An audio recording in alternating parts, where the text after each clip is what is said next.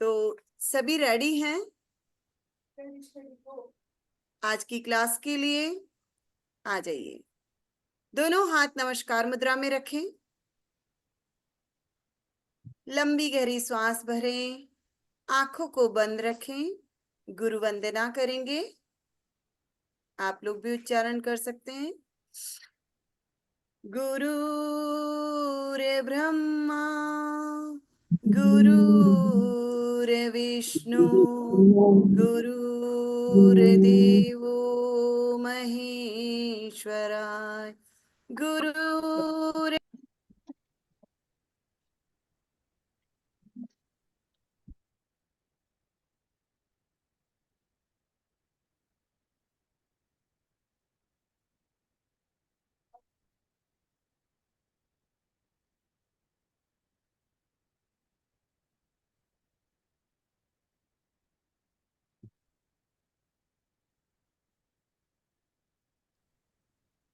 Sorry, actual में मैंने mute किया सभी को, तो सभी म्यूट हो गए। स्टार्ट करते हैं। गुरुर्ब्रह्मा गुरुर्विष्णु गुरुर्देवो महेश्वराय गुरुर्साक्षात् परं ब्रह्म तस्मै श्री गुरुवे नमः। तस्मै श्री गुरुवे नमः।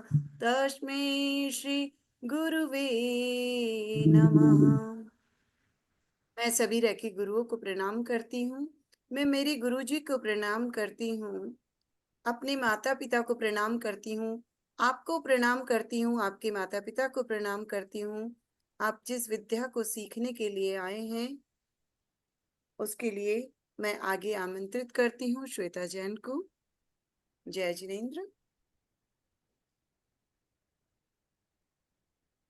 जय जिनेन्द्र। आत्मा प्रणाम सभी को। जय जिनेन्द्र। कल की क्लास कैसी लगी? कितने लोग थे कल की क्लास में? वही लोग आए हैं, नए लोग भी जुड़े हैं? बहुत सारे लोग पुराने हैं। नए लोग जुड़े हैं आज। दीपिका नहीं है। शरद भैया, शरद जुड़े पाठक हैं, जी, आप नए भी भी जुड़े आज ही हैं। आए हैं। हाँ, चलिए। कल की क्लास में कोई कंफ्यूजन, किसी को कुछ पूछना चाहते हैं कोई भी? आगे चलें आज की क्लास के लिए। नए लोग कितने हैं? एक बार हाथ खड़ा कर देंगे। है नए लोग? चलिए, कोई बात नहीं, आज की क्लास शुरू शरद करते हैं। भाई नए हैं। हाँ, चलिए। तो देखिए, कल की क्लास में हमने आपको रेकी के बेनिफिट्स बताए थे कि आपको रेकी क्यों सीखनी चाहिए। रेकी के क्या क्या बेनिफिट्स होते हैं, जैसे रेकी स्पिरिचुअल लेवल पे, फिजिकल लेवल पे, मेंटल लेवल पे और इमोशनल लेवल पे आपको हील करती है, आपको हेल्दी बनाती है। रेकी आपको जीवन जीने की कला सिखाती है, आपको सिखाती है कि आप ही अपनी लाइफ के क्रिएटर हो। ठीक है? क्रिएटर मतलब लाइफ चलाने वाला। गेट लाइफ खोल कौन दियो। चला सकता है? गेट खोल दो गेट। लाइफ कौन चलाता है? जो ईश्वर है। ईश्वर कहाँ है? वो हमारे ही अंदर है। That means we are the creator of our life. हम खुद अपनी लाइफ के क्रिएटर हैं। हर तरह की बीमारी को भगाने के लिए, अपनी इम्यूनिटी को स्ट्रेंथन करने के लिए, पेन से लेकर बड़ी से बड़ी बीमारी को ठीक करने के लिए, आपकी मेडिसिन के टॉक्सिन्स को रिमूव करने के लिए, आपकी बॉडी में, आपके चक्रास में जो ब्लॉकेजेस है, चक्रास के बारे में हम आज बात करेंगे। तो आपके बॉडी में, आपके चक्रास में जो ब्लॉकेजेस है, आपके जो एनर्जी सेंटर्स ब्लॉक हैं, उनको रिलीज करने में, आपकी एंजाइटी, डिप्रेशन, फियर, एडिक्शन या इस तरह की जो भी प्रॉब्लम्स होती हैं, आपकी मेंटल लेवल पे जो भी प्रॉब्लम्स होती हैं, वो ठीक करने के लिए आपको रेकी सीखनी चाहिए। आपको अगर मनी से रिलेटेड प्रॉब्लम है, मॉनिटरी प्रॉब्लम है, तो आपको रेकी सीखनी चाहिए। रिश्तों में कोई प्रॉब्लम है तो आपको रेकी सीखनी चाहिए। अगर कोई बच्चा है, उसका कंसंट्रेशन, उसका मेमोरी पावर वीक है, तो उसको रेकी सीखनी चाहिए। ठीक है? तो और बहुत छोटी छोटी सी जगह पे हम लोग रेकी को यूज करते हैं, जैसे मैंने आपको कल भी बताया था कैब नहीं आ रही है, रास्ते में खड़े हैं, कैब नहीं आ रही है, सिर्फ एक बार रेकी को याद करना है, रेकी माँ को, कि रेकी माँ मुझे रास्ता दिखाओ, और आपके सामने विद इन मिनट आपके सामने कैब आके खड़ी हो जाती है, आपको रास्ता मिल जाता है। और अगर आप अपनी स्पिरिचुअल ग्रोथ करना चाहते हैं तो भी आपको रेकी सीखनी चाहिए। और आपके जैसे घर में बच्चे होते हैं, बड़े होते हैं, आप कहीं जा रहे हैं, आपको डर रहता है कुछ होने का, अनहोनी का, तो आप प्रोटेक्शन के लिए भी रेकी को काम में ले सकते हैं। वैसे रेकी आपकी ओवरऑल लाइफ को ट्रांसफॉर्म करती है। तो मैं इसके बारे में जितना बताऊं उतना कम है। ठीक है, ये हमारे ऋषि मुनियों की विद्या है। कल मैंने आपको बताया था सूक्ष्म जगत की विद्या है, एनर्जी का साइंस है। और उन्हें कल मैं हल्का सा एक हिस्ट्री बता देती हूँ, जो लोग नए हैं, मैं विद इन 5 मिनट्स में वो हिस्ट्री कंप्लीट कर देती हूँ। तो देखिए, जो रेकी विद्या है वो हमारे ऋषि मुनियों की विद्या है, लेकिन उनको जापान में रहने वाले डॉक्टर मिकाओ उसूई ने री इन्वेंट किया था 1800 में। वो कोयामा पर्वत पे गए थे, उन्होंने साधना की थी, और उन्हें पता चला कि कुछ तो हुआ है मेरे साथ। 21 दिन की जब उन्होंने साधना की और 21 दिन के बाद में उन्हें ये पता चला कि मेरे साथ में कुछ तो हुआ है। फिर उन्होंने खुद के पैर को ठीक किया, बच्ची के दांत को ठीक किया, वो पूरी स्टोरी में मैं नहीं जाना चाहती। उसके बाद में उनका जो फ्रेंड था रोबोट नाम का, जिसे डॉक्टर ने बताया था कि वो 8 दिन का ही मेहमान है, उनको उसने ठीक किया, और वो 1 महीने के अंदर बिल्कुल पूरी तरह से स्वस्थ हो गया। फिर यूएस में रहने वाली हवाई टकाटा भी वहां आई, उन्होंने उनसे रेकी सीखी और अपना इलाज करवाया, और फिर वो रेकी सीख करके सेल्फ हीलिंग करके अपनी हर बीमारी को उन्होंने ठीक किया, और वो वापस यूएस चली गई। यूएस में जाकर के जब उन्होंने उसके ऊपर रिसर्च की, उनकी ऑर्गेनाइजेशन ने उसके ऊपर रिसर्च की, तो उन्होंने जो स्पर्श चिकित्सा का, जो हमें हमारे पुराणों में जिस स्पर्श चिकित्सा का बोला गया है, उसको एक नया नाम दे दिया गया, और वो रेकी के रूप में हमारे पास में वापस से आई। इंडिया में लाने के लिए 1970 के अंदर डॉक्टर एन के शर्मा और डॉक्टर सविता शर्मा उसे इंडिया में लेके आए, जो कि हमारे दादा गुरु हैं। उसके बाद में ये कारवा चलता गया। ठीक है, और हमने भी हम अपने गुरु से सीखा और सिखाने का ये कारवा शुरू किया। आज भी इस विद्या को सिखाने के लिए बहुत सारे लोग हैं जो 1.5 से 2 लाख रुपए लेते हैं, जिसे ऐसा नहीं है कि सिर्फ अमीर लोग ही इसे सीख सकते हैं। क्यों? क्या गरीब लोगों के लिए ये विद्या नहीं है?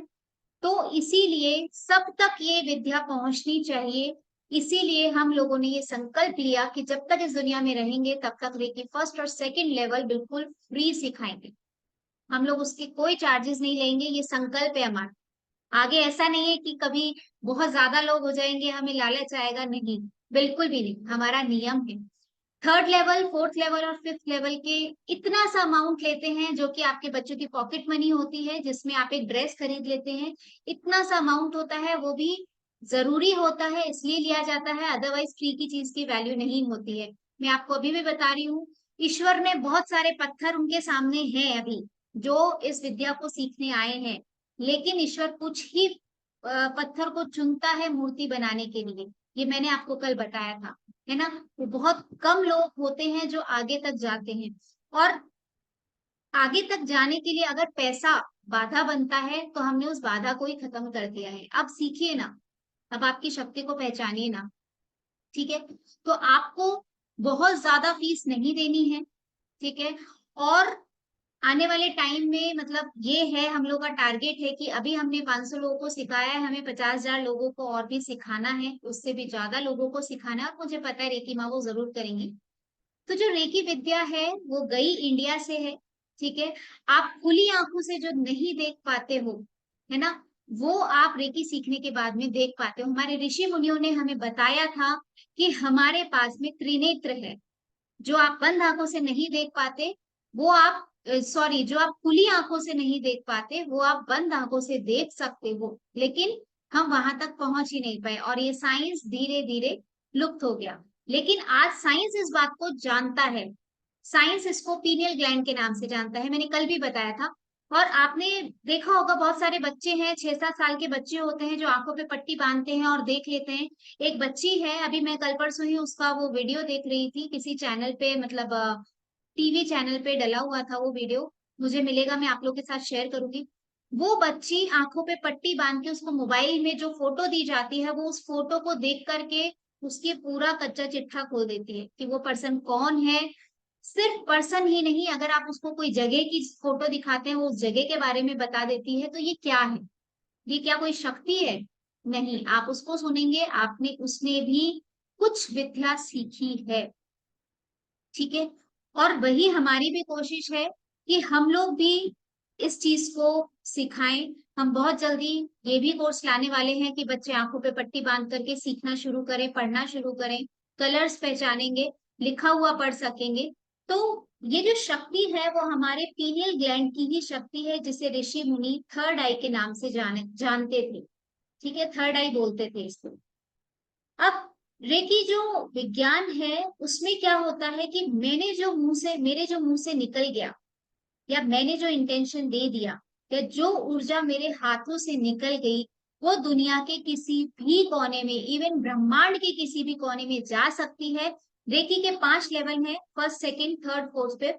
फर्स्ट सेकंड की लेवल एक बेसिक लेवल होता है, लेकिन आप उसमें पूर्ण सक्षम हो जाते हो हीलिंग करने के लिए। ठीक है, आप इसमें हीलिंग कर पाओगे, अपने जो पुराने पैटर्न्स हैं उनको तोड़ पाओगे, आप अपने बच्चों को सिक्योर कर पाओगे। ये बहुत सारी चीजें हैं। आप अपनी छोटी मोटी बीमारियां तो आप 21 दिन में ही ठीक कर लोगे, मैं गारंटी के साथ कह रही हूँ। छोटा मोटा पेन, छोटा मोटा इन्फेक्शन, ये सब तो आप 21 दिन में बिल्कुल ठीक कर लोगे। ठीक है। थर्ड लेवल जो आता है वो डिस्टेंस हीलिंग का आता है, साइकिक सर्जरी का होता है। उसके अंदर कैंसर जैसे साइकिक सर्जरी की जाती है, कैंसर की गांठ निकाली जाती है। अगर किसी के लिवर में प्रॉब्लम है, लिवर को चेंज किया जाता है, किडनी का स्टोन निकाला जाता है, गॉल ब्लैडर रिमूव की जाती है। और भी जिस तरह की सर्जरीज डॉक्टर करते हैं, वो हम अपने घर पे बैठकर दुनिया के किसी भी कोने में कर सकते हैं, क्योंकि रेकी ऊर्जा ने हमें माध्यम बनाया है।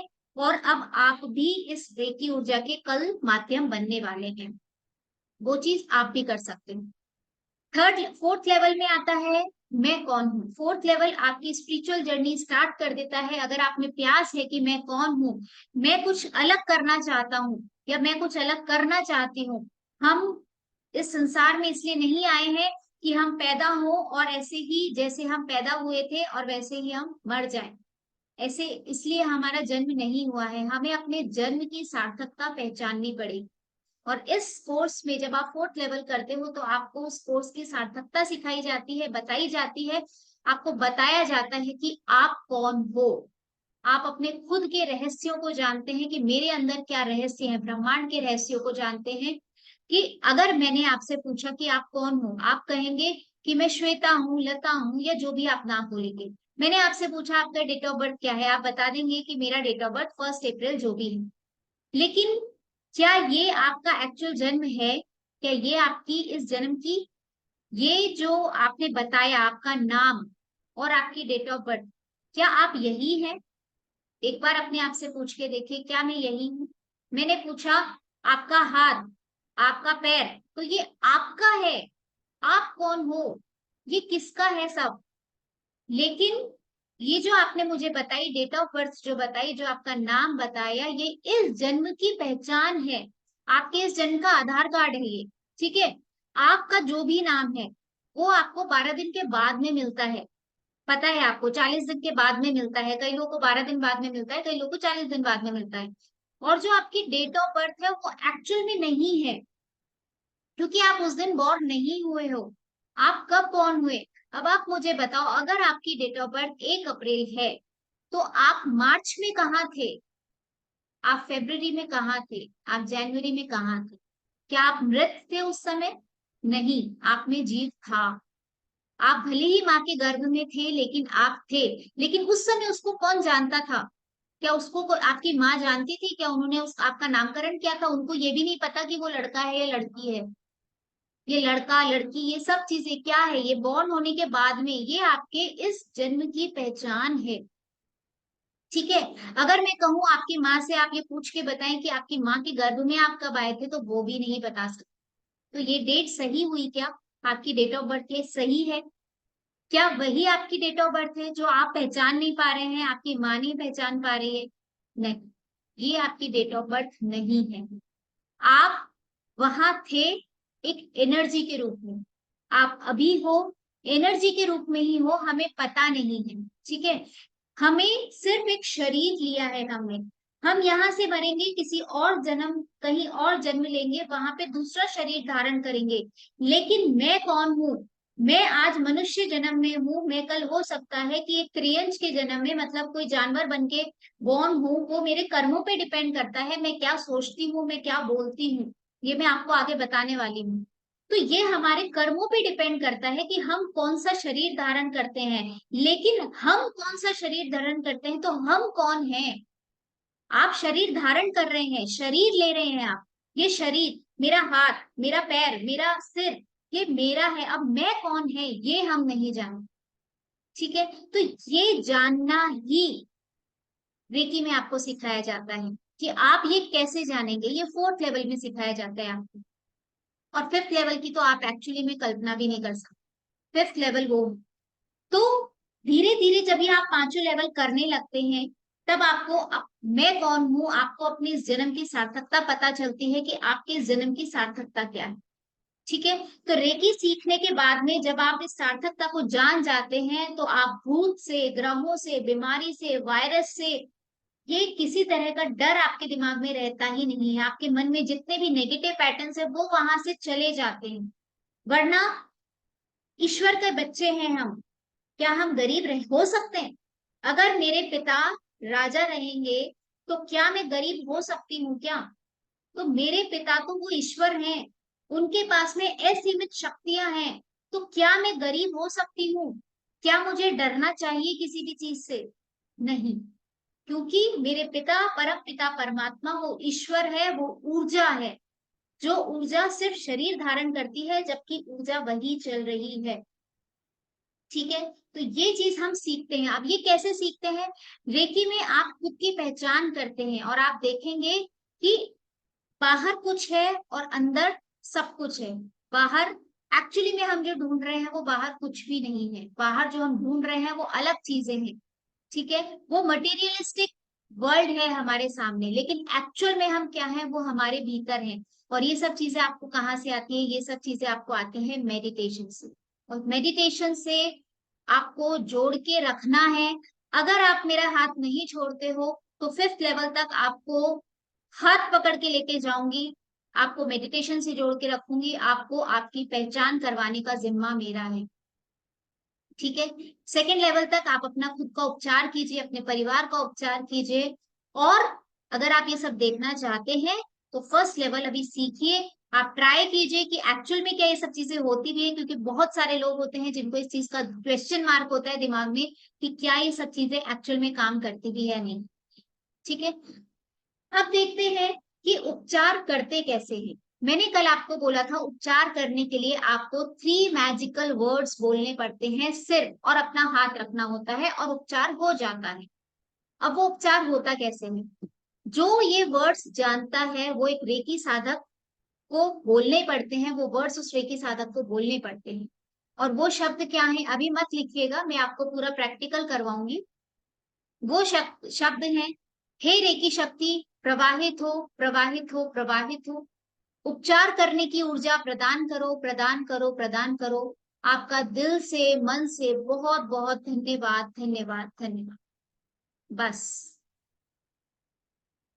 आपको सिर्फ हाथ रखना है और इतना ही बोलना है, हे रेकी शक्ति प्रवाहित हो, उपचार की ऊर्जा प्रदान करो।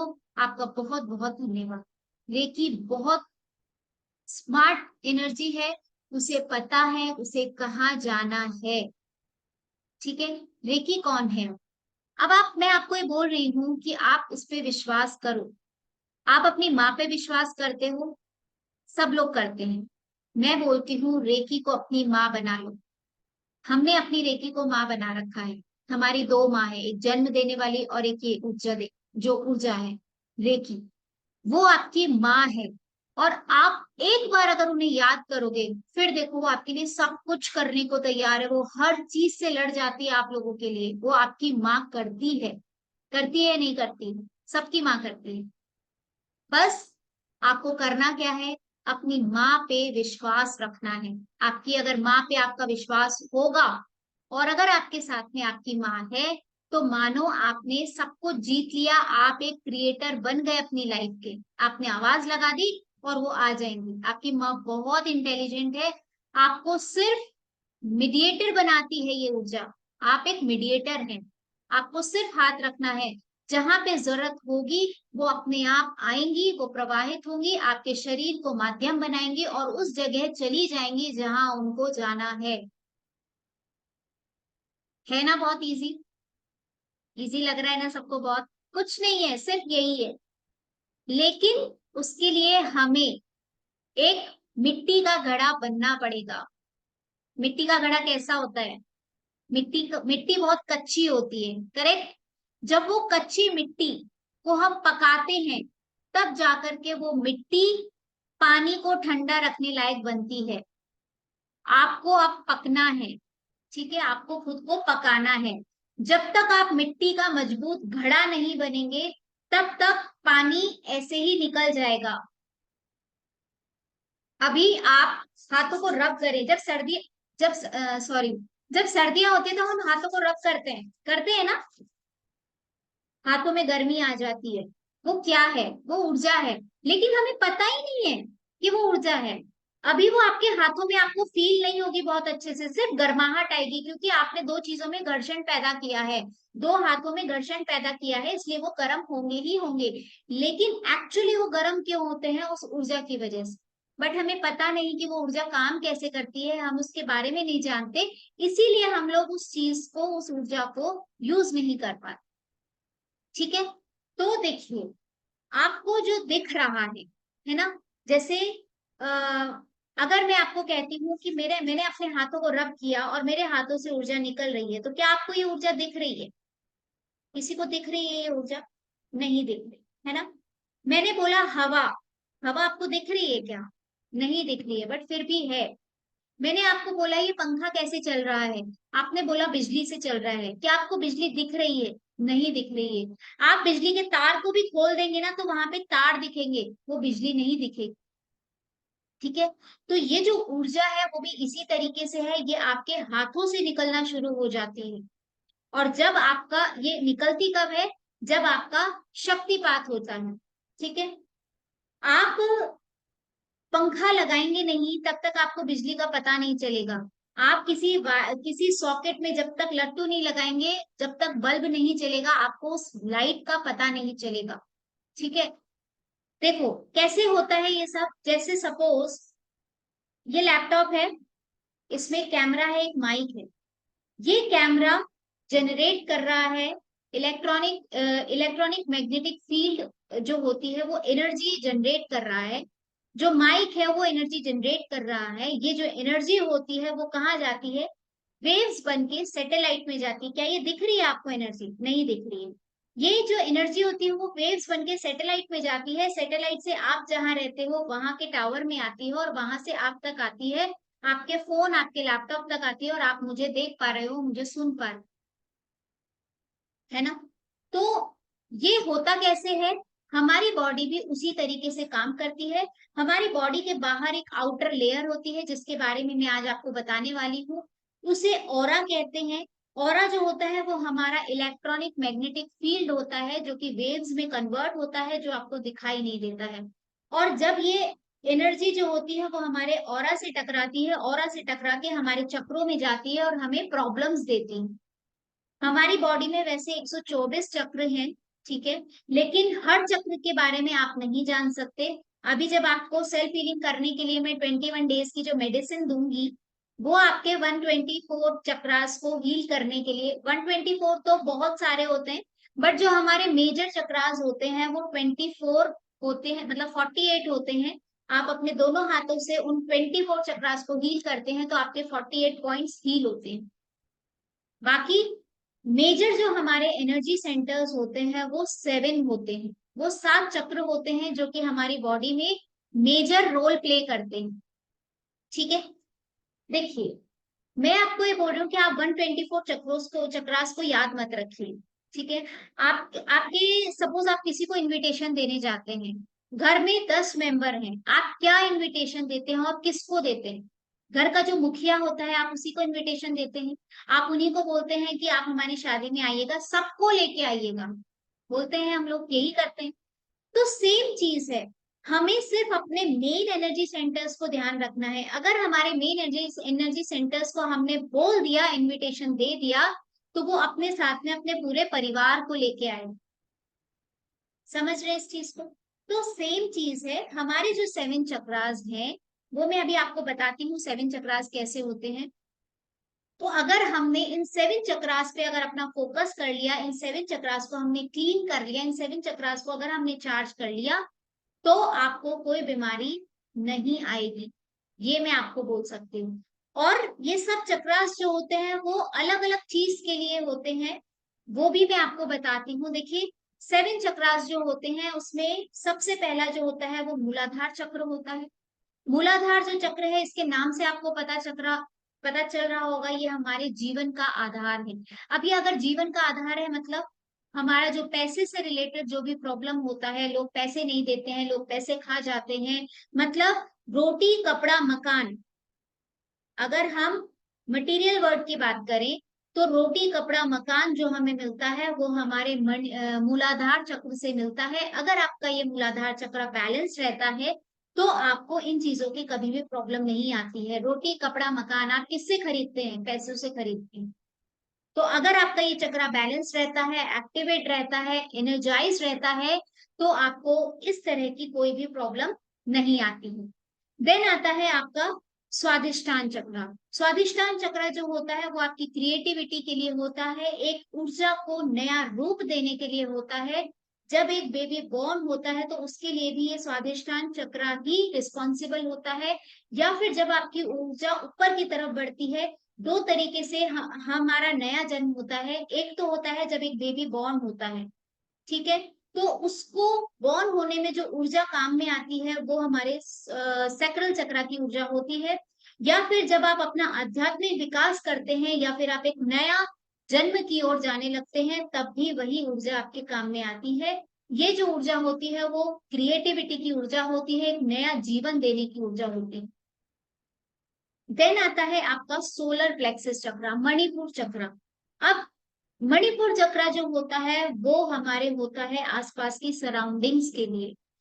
मेन चक्र जो होता है वो सोलर प्लेक्सस चक्र होता है। अभी जब मैं आपको इसके बॉडी के पार्ट से रिलेटेड करूंगी तब भी आपको पता चलेगा कि आपका सोलर प्लेक्सस चक्र एक्टिवेट रहना कितना जरूरी है। उस तरीके से मैं आपको इनकी लोकेशन भी बताती जाती हूँ। देखिए मूलाधार चक्र जो होता है वो आपके रीढ़ की हड्डी का जो लास्ट मन का होता है वो उस जगह होता है, रेड कलर का होता है। ये आपको लिखने की बिल्कुल भी जरूरत नहीं है, आप मत लिखिए, सिर्फ सुनिए। लिखने के लिए मैं आपको एक फोटो भेजूंगी, वो उस फोटो से आप समझ जाएंगे जो मैं अभी आपको बता रही हूँ। ठीक है, लिखिए मत, सिर्फ सुनिए। देखिए ये चीजें सिर्फ याद करने की है, आप लिख लेंगे अभी आपका दिमाग जो है वो लिखने में रहेगा, आप इसके कॉन्सेप्ट को नहीं समझ पाएंगे। ठीक है, आपको फिर भी कोई कंफ्यूजन होता है आपके पास में रिकॉर्डिंग होगी, आप सुन लीजिएगा, बट अभी सिर्फ सुनिए, लिखिए मत, मैं आपको भेज दूँ। तो जो आपका मूलाधार चक्र होता है वो आपके होता है रीढ़ की हड्डी का जो लास्ट मनका होता है, मूलाधार चक्र वहां पे होता है, रेड कलर का होता है। देन हमारा जो नाभि के एक उंगल नीचे, नाभि के 3 उंगल नीचे एक चक्र होता है जिसको हम सोलर प्लेक्सस सॉरी सैक्रल चक्र कहते हैं, स्वादिष्ठान चक्र जिसे हम कहते हैं। वो चक्र जो होता है वो हमारी नाभि के 2 उंगल 3 उंगल नीचे होता है। देन हमारा सोलर प्लेक्सस चक्र होता है, मणिपुर चक्र जिसे कहते हैं, वो हमारे यहाँ पे रिब केज के अंदर, रिब केज के बीच में होता है। जो हमारे लंग्स होते हैं उनके जो बीच में जो खड्डा होता है वहां पे वो चक्र होता है। देन उसके बाद में आता है आपका अनाहत चक्र जिसे हम हार्ट चक्र कहते हैं, वो आपके अनाहत चक्र आपके हार्ट के बिल्कुल पास में होता है। देन होता है आपका विशुद्धि चक्र जो आपके यहाँ पे गले में जो खड्डा होता है यहाँ पे होता है, विशुद्धि चक्र जिसको हम थ्रोट चक्र भी कहते हैं। देन होता है आपका थर्ड आई चक्र जो आपके आईब्रोज के सेंटर में यहाँ पे जहाँ पे बिंदी लगाते हैं उस जगह पे होता है, ये आपका थर्ड आई चक्र होता है। इसको आज्ञा चक्र भी कहते हैं और इसको त्रिनेत्र चक्र भी कहते हैं। देन यहाँ पे होता है आपका सहस्त्रार चक्र जो कि आपके मोक्ष का द्वार है, जिसको कहते हैं जहाँ पे साइलेंस है, जहाँ पे कोई आवाज नहीं है, कोई बिल्कुल साइलेंस है वहां। तो ये हमारी बॉडी के 7 चक्रास होते हैं। मूलाधार चक्र का कलर जो होता है वो रेड कलर होता है। स्वादिष्टान चक्र ऑरेंज कलर का होता है। देन मणिपुर चक्र होता है वो येलो कलर का होता है। इनको भी आपको याद रखने की जरूरत नहीं है, मैं आपको अभी तरीका बताती हूँ इसका भी। देन आपका अनाहत चक्र होता है जो कि आपके हार्ट के सेंटर में होता है। देन आपका विशुद्धि चक्र होता है। अनाहत चक्र आपका ग्रीन कलर का होता है। मणिपुर चक्र जो है उसके नीचे जो अभी मैंने बताया सोलर प्लेक्सस, वो येलो कलर का होता है। ठीक है, तो सबसे पहले रेड हुआ, फिर ऑरेंज हुआ, देन येलो हुआ, देन आपका ग्रीन हुआ, देन आपका लाइट ब्लू कलर का हुआ। यहाँ पे डार्क ब्लू कलर है आज्ञा चक्र, और सहस्त्रार चक्र है वॉयलेट कलर। अब आप इसको रेनबो के कलर से बिल्कुल याद रख सकते हैं। हमारे अंदर रेनबो की एनर्जी है, रेनबो की ऊर्जा है। आपको शायद पता नहीं, पता है या नहीं पता है कुछ लोगों को, सूरज के अंदर कितने कलर हैं? कोई बता सकता है मुझे? सूरज के अंदर कितने कलर हैं? 7 कलर है। ठीक है, 7 कलर है। लेकिन वो हम जब उसको देखते हैं तो वो हमें व्हाइट क्यों दिखता है फिर? 7 कलर्स मिलके ही व्हाइट कलर होता है। बिल्कुल। देखिए, सूरज में जो कलर होते हैं वो 9 कलर्स होते हैं। वो आपको 4th लेवल में पता चलेगा। हमारा एक प्राण चक्र होता है, हमारे एक्चुअली में 9 चक्रास होते हैं, बट अभी इस लेवल में आपको 7 चक्रास बताए जाते हैं। प्राण चक्र और हारा चक्र आपके 4th लेवल में एक्टिवेट किए जाते हैं, जिनकी भी ऊर्जा बहुत पावरफुल होती है। तो अभी बेसिकली 7 चक्रास हैं, तो आपको 7 कलर से आपको ये याद रखना है। Red colour, orange colour, yellow colour, then green color, then light blue color, then dark blue color, and then violet color, VIBGYOR. आप सब लोगों को पता है, राइट? तो ये विबग्योर जो होता है वही आपके चक्रास का कलर होता है।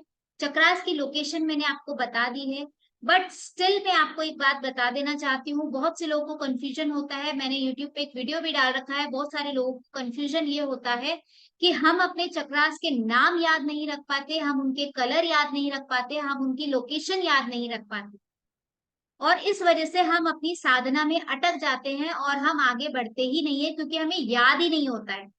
आपको ऐसा बिल्कुल भी नहीं करना है। मैंने जैसा आपको पहले भी बोला, ये जो एनर्जी है बहुत स्मार्ट एनर्जी है, वो बहुत इंटेलिजेंट है, हमारी कल्पना से ज्यादा इंटेलिजेंट है।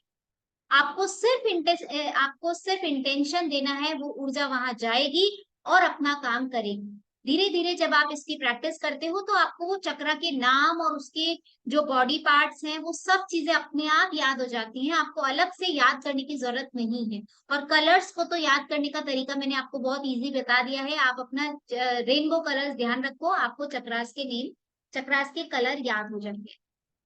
ठीक है, तो हमारी बॉडी के जो मेजर 7 चक्रास होते हैं, हमारे ऋषि मुनियों ने बताया था कि 7 चक्रा होते हैं, लेकिन कोई जानता नहीं था, है ना? लेकिन आज साइंस ने इसे माना है। आप गूगल पर endocrine chart of your human body करके आप डालेंगे तो आपको एक चार्ट निकल के आएगा। आप उस चार्ट में देखेंगे तो साइंस जो कहता है वो ये कहता है कि हर जगह नाड़ियों का गुच्छा बना हुआ है। जो साइंस है वो उसको एंडोक्राइन चार्ट के नाम से बोलता है, लेकिन हमारे ऋषि मुनियों ने इस चीज को बहुत हजारों साल पहले बता दिया था कि आपकी बॉडी के 7 एनर्जी सेंटर्स होते हैं जो कि हमेशा घूमते रहते हैं। अगर वो बैलेंस है तो वो रुकते भी हैं, वो ब्लॉक भी होते हैं, और इसीलिए प्रॉब्लम्स आती हैं। जब उन नाड़ियों के गुच्छों में ब्लड का रोटेशन कम हो जाता है, ब्लड सर्कुलेशन कम हो जाता है, तो वहां पे ब्लॉकेजेस बनने लग जाते हैं, और जब वो ब्लॉकेजेस बनते हैं तो आपकी बॉडी में पेन शुरू हो जाता है, और वहीं से बीमारियों की शुरुआत हो जाती है। तो आपको ये चीज समझ में आए कि हमारे जो 7 चक्रास हैं वो कितने मेजर पार्ट रोल प्ले करते हैं। अगर आपको ठीक रहना है तो आप अपने 7 चक्रास को रेगुलर हील कीजिए, आप स्वस्थ रहेंगे। ठीक है, और वो 20-21 मिनट में हो जाते हैं। आप डेली अगर 20-21 मिनट निकालते हैं तो आपके वो चक्रास हील हो जाते हैं। अब इस सर्कुलेशन को रोकने वाला कौन है ना? हम ये सोचते हैं कि 40 साल तक तो हमारी बॉडी बहुत अच्छे से चल रही है, अभी तक हम लोग बहुत एक्टिव हैं, सब चीजें कर रहे हैं, अब क्या हो रहा है हमारे साथ? हम क्यों हमारी बॉडी ढलती जा रही है, हम एनर्जेटिक कम होते जा रहे हैं, हमारी आई साइट वीक होती जा रही है। तो ऐसा क्यों हो रहा है? अगर हमारी बॉडी में कोई कचरा आ जाता है तो हमारी बॉडी उसको निकाल फेंकती है। अगर आपकी आंख में एक छोटा सा तिनका भी आ जाएगा ना, तो वो जब तक उसको निकाल नहीं देती तब तक वो परेशान होती रहती है। और हम क्या कर रहे हैं? हम सिर्फ परेशानियां, दुख, पीड़ा और ना जाने किस किस तरह के हम लोग नेगेटिव पैटर्न्स अपने दिमाग में रखते जा रहे हैं। तो क्या वो हमारी बॉडी को इफेक्ट नहीं करेगा क्या? होता है ना। हमारे जो गॉल ब्लैडर है, हमारे जो किडनी में स्टोन है, वो कहाँ से आया है? कैंसर की जो गांठ बनती है वो कैसे बनती है? कोई बता सकता है? आप क्या पत्थर चबाते हो क्या कि आपने डेली आप पत्थर खाते हो और आपके गॉल ब्लैडर में इतने सारे पत्थर इकट्ठे हो जाते हैं? एक छोटा सा स्टोन चबा के तो देखो आप, आपके दांत बोल जाएंगे। फिर भी हमारे बॉडी में 20 mm का स्टोन है, 15 mm का स्टोन है, वो कहाँ से आता है? तो बीमारी आ कहाँ से रही है? उसका जिम्मेदार कौन है? कौन है उसका जिम्मेदार? हम खुद हैं। आप आईने में जाके देखिए, आपको जो इंसान दिखता है वही उस चीज के लिए जिम्मेदार है। हम उस चीज के लिए जिम्मेदार है, वो हम ही हैं जो इन बीमारियों को बुलाते हैं, इन बीमारियों को हमारी बॉडी के अंदर लाते हैं। हम ही हैं जो खुद को बीमार करते हैं, और ये आपको कोई नहीं बताएगा, वरना उन लोगों की दुकानें बंद हो जाओ। ठीक है। अब ये सब होता कैसे है? क्योंकि हमारा खाना खाने का तरीका गलत है। इवन हम जो खा रहे हैं वही गलत है। ठीक है। हमें हमारे शरीर के कुछ नियम होते हैं, हम उनको कभी फॉलो ही नहीं करते। एक्चुअली हमें पता ही नहीं है कि हमारे शरीर के कुछ नियम है, हमें उनको फॉलो करना है। तो आज तक आपके दिमाग में जो भी गलत मान्यताएं हैं, धारणाएं हैं खाने को लेकर के, वो निकाल दीजिए और आज से नई धारणा का जन्म कीजिए अपने दिमाग में। आपको इसके 4 नियम है, वो नियम ध्यान रखने हैं। भूख लगेगी तभी खाना है। आपको ये नहीं कि हमने घड़ी देखी और टाइम देखा और खाना खा लिया। ठीक है, जो लोग जॉब में हैं उनका नहीं कर सकते, क्योंकि उन लोगों का टाइम होता है, शेड्यूल होता है, उनको अपने टाइम पे लंच होता है और उनको खाना पड़ता है। लेकिन जो बिजनेसमैन है या फिर जो लेडीज हैं जो घर में रहती हैं, उनको इस नियम का पालन करना है। भूख लगने पे खाना है, प्यास लगने पे पीना है, नींद आने पे सोना है। आपने देखा है जापान में रूल है वहां पे कि अगर आपको नींद आ रही है तो आप अपने वर्क स्टेशन पे सो सकते हैं, और जितनी देर चाहे आप सो सकते हैं, आपको कोई नहीं उठाएगा। अगर आपको कोई उठाता है तो वो इलीगल है वहां पे। तो ये उस बात को, बहुत सारे देश है जो इन चीजों को फॉलो कर रहे हैं, लेकिन हमारे देश में अभी तक, हमारे देश की आबादी ही इतनी है कि वो हर लोगों तक पहुंची ही नहीं है एक्चुअली। ये चीजें अभी तक लोगों तक पहुंची ही नहीं है। ठीक है। तो हमें अपने नियम पता ही नहीं है, हमारे शरीर के जो नियम है वो अभी हमें पता नहीं है। इन 4 नियमों का हमेशा ध्यान रखिएगा। भूख लगने पे खाना है, प्यास लगने पे पीना है, नींद आने पे सोना है, और चौथा नियम, जब इमरजेंसी आपको आती है तभी जाना है। ऐसा नहीं है कि सुबह सुबह बोले जब तक चाय नहीं पीऊंगा तो मेरे को मोशन नहीं होगा, या जब तक मैं सुबह का पेपर नहीं पढ़ लूंगा तो मुझे मोशन नहीं होगा। नहीं होता है, कोई बात नहीं, 2 दिन नहीं होगा, तीसरे दिन अपने आप होगा। आप हील करेंगे आप खुद को, और वो अपने आप होगा। जब आए तभी ही जाना है, जब घंटी बजेगी तभी जाना है आपको। तो बॉडी के ये 4 नियम आपको याद रखने हैं। ठीक है। जब हम ये बॉडी के 4 नियम याद रखते हैं तो हमारी बॉडी हमारे हिसाब से काम करती है। अभी तक वो किसके हिसाब से काम कर रही है? जो हम खा रहे हैं उसके हिसाब से काम कर रही है। हमारी जब इच्छा होती है हम कुछ भी उठा के खा लेते हैं। भूख नहीं लगी हम खा लेते हैं। प्यास नहीं लग रही हम बॉटल भर के पानी पी जाते हैं। लोगों को मैंने देखा है, एक एक जग भर के पानी पी जाते हैं, एक एक बॉटल भर के एक साथ पानी पी जाते हैं। थोड़ा थोड़ा पानी पियो, उसको जाने तो दो, बॉडी में लगने तो दो उसको। तो हमारा खाना खाने का तरीका बिल्कुल गलत है। दूसरा, हमारा खान पान ही गलत है। अभी मैंने आपको बोला आपके गॉल ब्लैडर में स्टोन कहाँ से आता है? क्या आप खाते हो क्या स्टोन? क्या हम अपनी डाइट में ले रहे हैं कि आज मुझे 1 चम्मच स्टोन खाने हैं? नहीं, कोई भी नहीं करता ऐसा, बट फिर भी वो स्टोन आ रहे हैं। कहाँ से आ रहे हैं वो स्टोन? हम जो चीनी खा रहे हैं वो स्टोन बनाती है। ठीक है। हम जो ऑयल खा रहे हैं, हम जो चीनी खा रहे हैं, हम जो मैदा खा रहे हैं, ठीक है, ये सब चीजें हमें नुकसान कर रही है। आप चीनी बंद कर दीजिए, चाय पीना बंद कर दीजिए, सफेद चीजें बंद कर दीजिए। चाय कितने लोग हैं जो चाय पीते हैं? और कौन कौन लोग ऐसे हैं जो ये बोलते हैं कि चाय नहीं पीती हूँ तो सिर दुखता है, और चाय नहीं पीती हूँ तो मैं वॉशरूम नहीं जा पाती हूँ। बहुत बहुत लोग हैं। चाय पीते हैं सब लोग, हाथ खड़ा कीजिए सब लोग। अपना वीडियो ऑन कीजिए और हाथ खड़ा कीजिए। कौन कौन लोग हैं जो चाय पीते हैं? अच्छी लगती है चाय? अच्छा, क्यों पीते हैं, चलिए ये बताइए मुझे, चाय क्यों पीते हैं? अपना रीजन बताइए, चाय क्यों पीते हैं? हेडेक होता है, रिंकू जी कह रहे हैं हेडेक होता है, ओके। और चाय क्यों पीते हैं आप? अच्छी लगती है। किसने बोला अच्छी अच्छी लगती है? अच्छी लगती है। ओके, अनिता जी ने बोला अच्छी लगती है, ओके। और क्यों पीते हैं चाय? एनर्जी मिलती है, बस मैं यही सुनना चाह रही थी कि ये किस किस की गलत धारणा है कि हमें चाय से एनर्जी मिलती है। मैं यही सुनना चाह रही थी कि कोई तो बोलेगा इस चीज को। और क्यों पीते हैं? और क्या क्या रीजन है चाय पीने के? रिफ्रेशिंग होती है। क्या? रिफ्रेशिंग, रिफ्रेश लगता है उसको पीने के बाद। रिफ्रेश लगता है, क्योंकि आपको लगता है कि चाय पीने से आपको एनर्जी मिल रही है, करेक्ट? तो देखिए, चाय जो है वो जिस दिन आप पीना बंद कर देंगे ना, आपको आपकी प्रॉब्लम्स के 90% सोल्यूशन मिल जाएंगे। मैं मेरी बात का बिलीव मत कीजिएगा, मैं आपको अभी भी बोल रही हूँ। आप सिर्फ 21 दिन चाय छोड़ के देख लो, आपके बॉडी में नहीं चेंजेस आए तो मुझे बोल देना कि मैम आपने झूठ बोला था, और ये छूट जाएगी। आप मुझे सिर्फ एक बार बोलो कि मैम मुझे चाय छोड़नी है बट मैं छोड़ ही नहीं पाती, मेरा सिर दुखने लग जाता है। आप रिंकू जी ने बोला मेरा सिर दुखता है। आप मुझे सिर्फ एक बार बोलो, मैं आपकी चाय छुड़वा दूंगी, गारंटी। छोड़ेंगे सब लोग चाय? है? लेकिन अभी कितने पता लोगों ही को नहीं है ना लगता है कि एक्चुअली। चाय छूट जाए? अभी लोगों को पता ही नहीं है ना कि चाय से प्रॉब्लम क्या होती है। मैंने आपको क्या बोला, चाय पीने से, अगर आप चाय पीना छोड़ देते हैं, आपकी बॉडी की 90% प्रॉब्लम्स आप सॉल्व कर लेते हैं, चाय, सिर्फ चाय से। अगर सिर्फ चाय पीना छोड़ देते हैं तो ये इतनी हार्मफुल है, एडिक्शन है चाय, नशा है। हमारे बॉडी को एक्चुअली 6 या 7 pH की चीजें पीनी चाहिए, ठीक है? हमारे पीनी ही नहीं, खानी भी चाहिए। 6 से 7 pH आप गूगल पे डाल के देख लीजिएगा इस चीज को।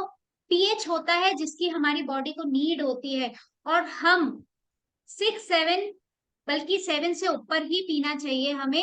7 pH से जो अगर हम नीचे पीते हैं तो वो हमारी बॉडी को हार्म करती है। जो आपकी चाय होती है ना, वो 1.5 pH की होती है। कॉफी भी, एग्जैक्टली कॉफी भी मैं उसी में बोल रही हूँ। चाय, कॉफी, ये सब बहुत लो पीएच की चीजें हैं। 1.5 pH होता है चाय का, कॉफी का।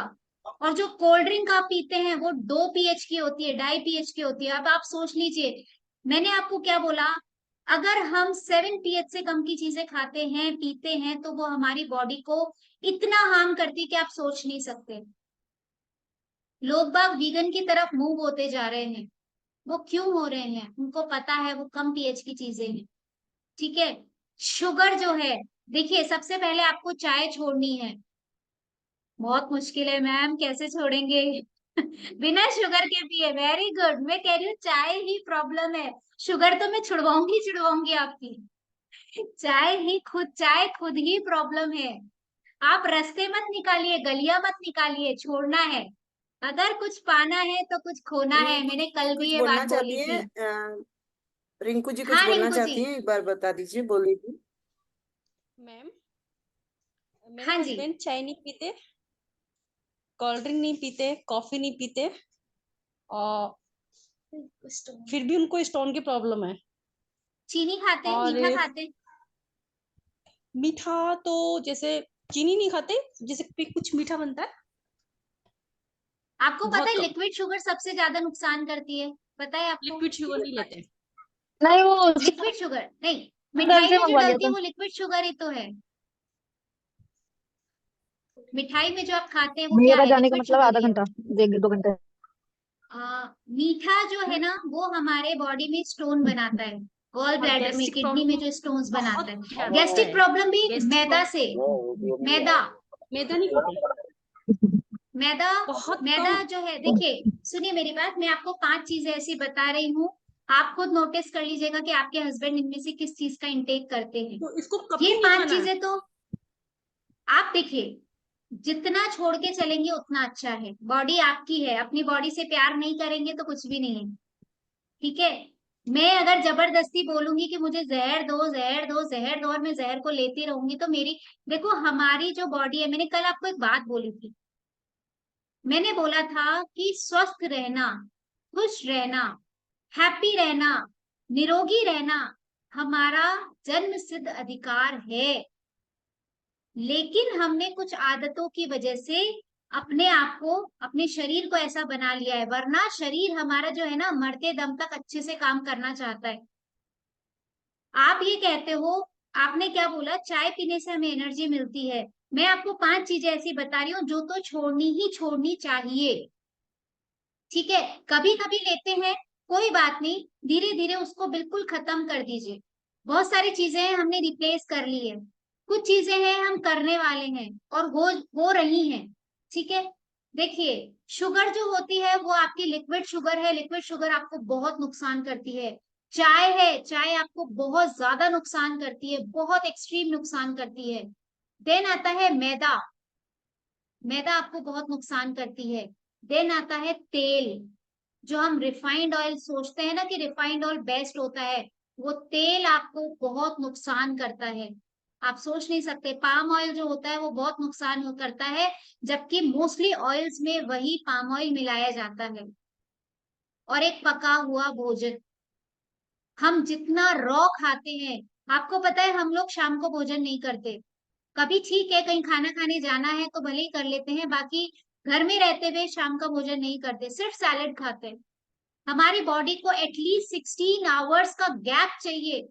अगर आप अपनी साधना में बढ़ना चाहते हैं ना, तो उसको अन्न खाने से 16 आवर्स आपको गैप देना चाहिए। 12 to 16 आवर्स का गैप होना चाहिए आपकी बॉडी को अन्न से। फिर देखिएगा, और आप कह रहे हैं कि एनर्जी मिलती है, नहीं, आपकी गलत फहमी की एनर्जी हमें चाय से मिलती है। ये आपकी गलत मान्यताएं हैं जो हमें बचपन से हमारे दिमाग में डाली गई है। 100% आपकी मम्मी चाय पीती होंगी, आपके घर में चाय पीते होंगे, आपने एक बार चाय पी होगी, उसका चस्का लग गया, उसका एडिक्शन हो गया और हमने चाय पीना शुरू कर दिया। और धीरे धीरे हमने दिमाग में ये बिठा लिया कि अगर मैं चाय नहीं पीऊंगी तो मैं वॉशरूम नहीं जा पाऊंगी, अगर मैं चाय नहीं पीऊंगी तो मेरा सिर दर्द हो जाता है। आप 2 दिन 3 दिन बोल के देखिए, बोले मैं चाय नहीं दूंगी, देखो सिर दर्द होता है, हो जाने दो। दूसरे दिन बोलिए, तीसरे दिन बोलिए, चौथे दिन आपका सिर दर्द गायब हो जाएगा, बिना चाय के। मैं बोल रही हूँ, गारंटी से बोल रही हूँ, आप करके देखो, ये प्रैक्टिकल करके देख लेना, मेरे बोलने पे विश्वास मत करना, आप करके देखना। आप बोल के तो देखो खुद को, आप खुद ही नहीं छोड़ना चाहते हो। आप जब खुद छोड़ने की सोच लोगे ना कि मुझे छोड़नी है, आप बोलो उसको, मैं बोल रही हूँ आपको पहले दिन सिर दर्द होगा, क्योंकि ये आपकी मान्यता है, आपकी धारणा है, आपके कॉन्शियस माइंड को पता है। आपका कॉन्शियस माइंड, अभी कल मनदीप जी ने बोला था ये बात, कि अगर मैं बोलता हूँ मुझे बुखार है तो मैं शाम तक बुखार आ जाता है। सुना था कल आप लोगों ने ये बात? ये क्यों होता है? क्योंकि आपका कॉन्शियस माइंड को आप ये बोल रहे हो कि आप बीमार हो बीमार हो बीमार हो, तो आप 100% बीमार होगे। इसका भी एक नियम है, वो मैं आपको आगे बताऊंगी। लॉ ऑफ अट्रैक्शन के बारे में आप लोगों ने सुना होगा, ये वही लॉ ऑफ अट्रैक्शन का नियम है। हम जैसा बोलते हैं, जैसा सोचते हैं, हम वैसे बन जाते हैं। ठीक है, तो आप अगर बार बार बोल रहे हैं कि चाय पीने से मेरे, चाय में नहीं पीती हूँ तो सिर दर्द होता है, चाय नहीं पीती हूँ तो सिर दर्द होता है, चाय नहीं पीती हूँ तो सिर दर्द होता है, बचपन से आप ये रट लगाए हुए, तो आपका दिमाग तो बोलेगा ना, बोले अच्छा चाय नहीं मिली, ठीक है सिर दर्द शुरू कर दो, ऐसा होगा। लेकिन एक्चुअल में नहीं, ऐसा नहीं है। ये आपके दिमाग की मान्यता है जो आपके दिमाग में बैठी हुई है, जबकि एक्चुअल में ऐसा है ही नहीं। ठीक है, तो कुछ चीजें हैं जो हमें छोड़नी है अगर आप चाहते हैं कि हमें स्वस्थ रहना है। मैंने कल भी बोला था, कुछ पाने के लिए कुछ खोना पड़ेगा। ये बहुत छोटी छोटी सी चीजें हैं। जब आप बीमार होते हो ना, तो आप 10-10 लाख 20-20 लाख रुपए हॉस्पिटल्स में दे आते हो। क्या इसीलिए हम कमा रहे हैं? क्या इसीलिए ईश्वर ने हमें शरीर दिया है? अरे हम ईश्वर पुत्र हैं, हम ईश्वर पुत्री हैं। सही रहना, स्वस्थ रहना, हैप्पी रहना हमारा अधिकार है। तो हम उस अधिकार को खोकर हम किन चीजों में पड़ रहे हैं? ठीक है, तो ये गलत है। आप जो कह रहे हो कि मुझे चाय पीने से, खाना खाने से, कॉफी पीने से एनर्जी आती है, तो ये बिल्कुल गलत धारणा है। एनर्जी सिर्फ दो चीजों से आती है, ध्यान से और उपवास से। अब आप बोलोगे उपवास तो हम करते हैं, हमें एनर्जी नहीं आती। आप गलत उपवास जानते हो। आपकी नजर में जो उपवास है ना, वो एक्चुअल में उपवास नहीं है। और ध्यान तो हम करते ही नहीं है, तो हमें एनर्जी कहाँ से आएगी? हम ये सोचते हैं कि हम तो खाना खाने से हमें एनर्जी आती है। आप में कितनी एनर्जी आती है? चलो, रात को नींद आती है, दिन में हम थोड़ा सा ज्यादा वर्कआउट कर लेते हैं, हम थक जाते हैं, बहुत थक गई आज तो मैं। एनर्जी कहाँ है? इतनी सी एनर्जी तो हमें सूरज से मिल रही है ऑलरेडी। सूरज हमें जो एनर्जी दे रहा है वो वही एनर्जी दे रहा है। पेड़ों में जो एनर्जी है वो सूरज से ही आती है। वो तो कुछ नहीं खाते, बट फिर भी हरे भरे रहते हैं, हमें फल फूल देते हैं। वो क्या खा रहे हैं, बट फिर भी उनमें एनर्जी है। तो ये हमारी मान्यता गलत है कि हम भोजन करते हैं, हम चाय पीते हैं, हम कॉफी पीते हैं तो हमें एनर्जी आती है। ये हमारी बिल्कुल गलत धारणा है। एनर्जी हमें दो ही चीजों से मिलती है, एक ध्यान से और एक हमें मिलती है उपवास से। ठीक है, अब आप बोलेंगे उपवास, मैं बोल रही हूँ कि आप जो उपवास जानते हैं वो गलत है। आप उपवास में क्या करते हैं, है ना? देखो, ध्यान वैसे कोई करता नहीं है, और उपवास में हम क्या करते हैं? कल उपवास है, एकादशी का उपवास है, 12 बजे तक ठूस ठूस के खा लेंगे। करते हैं ऐसा? भाई बेटा, आज कल तेरा उपवास है, धारणा कर लेना, 12 बजे तक पानी वानी पीकर धारणा कर लेना, कल सुबह उपवास है। हम यही करते हैं।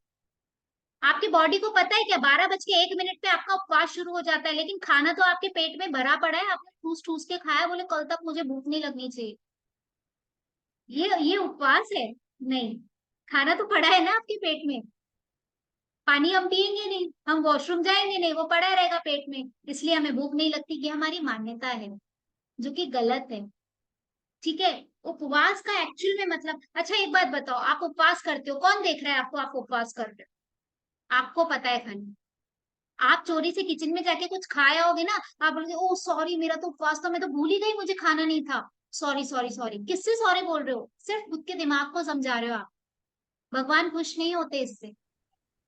भगवान इन सब चीजों से खुश नहीं होते। वो आपको देखने भी नहीं आते कि आपने कुछ झूठा, गलती से कुछ खाया या नहीं खाया, वो नहीं देखने आते। उनको तो पता भी नहीं है। क्यों? क्योंकि हम जिसे बाहर ढूंढ रहे हैं वो एक्चुअल में बाहर नहीं है, वो हमारे अंदर है। आप जब मंदिर में जाते हो और सपोज आपको ध्यान है, अरे मैं चप्पल पहन के आ गया, आप क्या करोगे? फटाफट से बाहर जाओगे, फिर चप्पल पहन के आओगे। भगवान ने बोला क्या आपको कि आप चप्पल पहन के आए हो, बाहर जाओ? कौन बोलता है? भगवान बोलता है क्या आपको? नहीं बोलता। आपको पता है कि मैं चप्पल पहन के आ गई, आपको याद आ गया, आपके दिमाग को पता है कि मैं चप्पल पहन के आ गई, तो आप फटाफट से बाहर जाते हो। किसने बोला? क्या भगवान ने बोला? नहीं। आपके अंदर जो चित्रगुप्त बैठा रखा है ना भगवान ने, यहाँ पे, उसने बोला कि अरे मैंने गलत किया, और आप फटाफट से बाहर जाते हो और चप्पल खोल के फिर आते हो। तो हम ऐसा ही करते हैं, भगवान नहीं बोलते हमें। और मैं बिल्कुल भी इस चीज को, बिल्कुल भी ये मत मानना कि मैं भगवान को नहीं मानती हूँ। मैं भगवान को मानती हूँ, 101% मानती हूँ। मंदिर भी जाती हूँ, लेकिन वहां जाने का मेरा पर्पस अलग है। मैं वहां जाके बिंदी भी लगाती हूँ, वो बिंदी लगाने का मेरा पर्पस अलग है। मैं बिंदी इसलिए नहीं लगाती कि सब लगाते चलो मैं भी लगा लेती हूँ और मैं बहुत सुंदर लगूंगी बिंदी लगाने से, नहीं। बिंदी लगाने का पर्पस है, हमारे शास्त्रों में अगर कहा है ना कि यहाँ पे टीका लगाना चाहिए। और आपने देखा होगा ऋषि मुनि, कई लोग जो, जैसे जो वैष्णव में जो ऋषि मुनि होते हैं, वो पूरा यहाँ पे येलो येलो लगा के रखते हैं, पूरा व्हाइट व्हाइट लगा के रखते हैं। उसके पीछे का एक साइंस है। और जो हम मंदिर में जो बिंदी लगाने जाते हैं ना, उसका भी एक साइंस है। एक्चुअली वो इसका पार्ट नहीं है, उसको हम आगे कवर करेंगे, वरना हमारी क्लास रह जाएगी। तो मैं वापस से अपने टॉपिक पे आती हूँ कि हमें उपवास करना है, लेकिन क्या उपवास करना है हमें? उपवास का एक्चुअल में मतलब होता है ऊपर के चक्रों में रहना। ठीक है, ऊपर के चक्र कौन से होते हैं? देखिए, मैंने अभी आपको बताया, आपके 3 चक्र, 4 चक्र जो हैं, वो आपके नीचे के जो चक्र होते हैं, जैसे जो आपका मूलाधार चक्र है, फिर सैक्रल चक्र है, फिर मणिपुर चक्र है, ये आपके भौतिक चीजों को आपको बताते हैं। देन अनाहत चक्र से हमारा शुरू होता है उपवास। अनाहत चक्र का मतलब क्या है? आपके मन में प्रेम होना। विशुद्धि का मतलब है आपके वचन में कोमलता होना, नम्रता होना। और आपकी आंखों का मतलब है, आपके आज्ञा चक्र का मतलब है आपकी आंखों में पवित्रता होना। और उपवास का मतलब है जो एकादशी का उपवास करते हैं, एकादशी बोला है शास्त्रों में एकादशी का उपवास करना चाहिए, लेकिन हम उस मतलब को ही नहीं समझ पाए। एकादशी का मतलब होता है एक आदत ऐसी, ऊपर के चक्रों में रहने की एक आदत ऐसी। अगर हम ऊपर के चक्रों में एक ऐसी आदत बना लेते हैं तो हम जो चाहते हैं वो पा लेते हैं। तो उपवास वो नहीं है जो हम मानते हैं। उपवास क्या है? ऊपर के चक्रों में रहना। और जो आप कह रहे हो कि हम भोजन करके हमें शक्ति मिलती है, हम लोग भी उपवास करते हैं, लेकिन उपवास ऐसा नहीं होता कि हम भूखे रह रहे हैं। भूखे रह रहे हैं, कौन देख रहा है? भगवान क्या देखने आ रहे हैं आपको? नहीं। भूखे रहने का मतलब है हम जो खाना खाते हैं ना, हम जो भोजन करते हैं उसको पचाने में, जो सूरज से हमें जो रोशनी मिल रही है, जो ऊर्जा मिल रही है, वो भोजन को पचाने में, बोलने में ही निकल जाती है। ठीक है। अब उस ऊर्जा को आपको सेव करना है। और दूसरा, अपनी ऊर्जा को कैसे बढ़ाना है? एक आदत ऐसी अपना करके। और वो आदत कैसी है? आपके हृदय में कोमलता, वचन में आपकी निर्मलता, और आपकी आंखों में पवित्रता। ये है उपवास। आप ऐसा उपवास कीजिए और फिर देखिए, आप मुझे बोलेगा कि आप में एनर्जी है या नहीं। करके देखना। भादवा आ रहा है, बहुत लोग उपवास करते हैं, मैं भी करती हूँ। बट वो उपवास करने का सही तरीका यही है। पहली बार, 12 बजे तक ठूस ठूस के मत खाना, वो आपको कोई एनर्जी नहीं देने वाला है। दूसरी बात, आप जो उपवास करते हैं उसमें आप कोशिश कीजिए कि आप अपने ऊपर के चक्रों में रह सकें। ठीक है। आप भोजन इसलिए नहीं करते हैं क्योंकि अन्न भी जो होता है, जो गेहूं होता है, वो हमें बहुत परेशानियां देता है। गेहूं पहले खाया जाता था, वो इसलिए खाया जाता था क्योंकि जब हम जो काम करते थे ना, जो गांव के लोग काम करते थे, उससे वो गेहूं पच जाता था। आजकल वो गेहूं हमारे पेट में पड़ा रहता है, वो पचता ही नहीं है।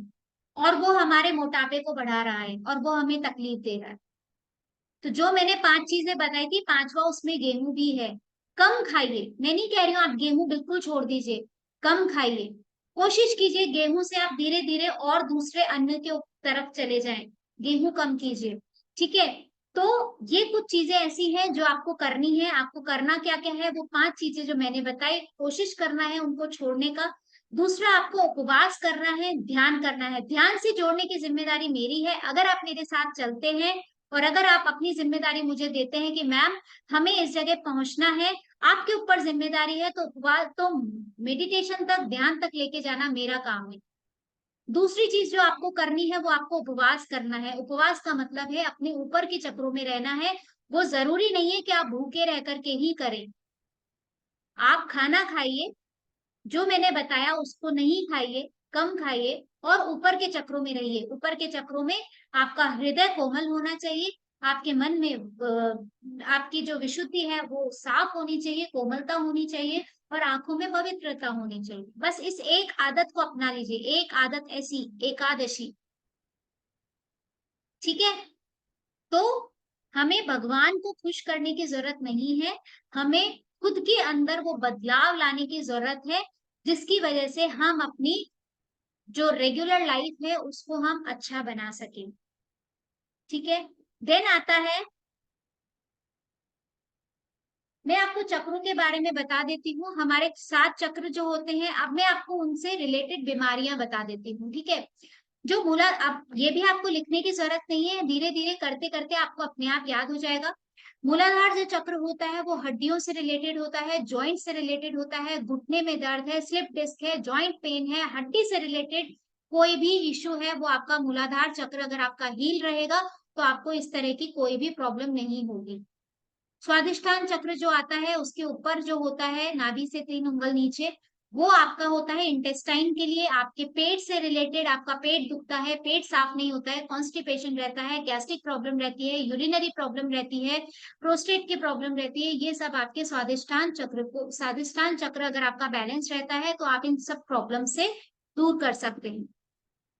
देन होता है सोलर प्लेक्सिस चक्र, जो कि आपका पावर स्टेशन है। मैंने बोला था सोलर प्लेक्सिस जो होता है वो आपका पावर स्टेशन है। आपके पेट से रिलेटेड, गॉल ब्लैडर, लिवर, आपकी पैनक्रियास, किडनी, आपको जो डायबिटीज होती है वो इसी चक्र की वजह से होती है। अगर ये चक्र डिसबैलेंस होता है तो वो इंसुलिन बनाने ही नहीं देता, जिसकी वजह से आपको डायबिटीज की प्रॉब्लम होती है। और आप ये सब ठीक कैसे करेंगे? सिर्फ आपको हाथ रखना है। जैसे हम अपना मोबाइल डेली चार्ज करते हैं, वैसे ही हमें अपनी बॉडी को भी चार्ज करना पड़ेगा। ठीक है।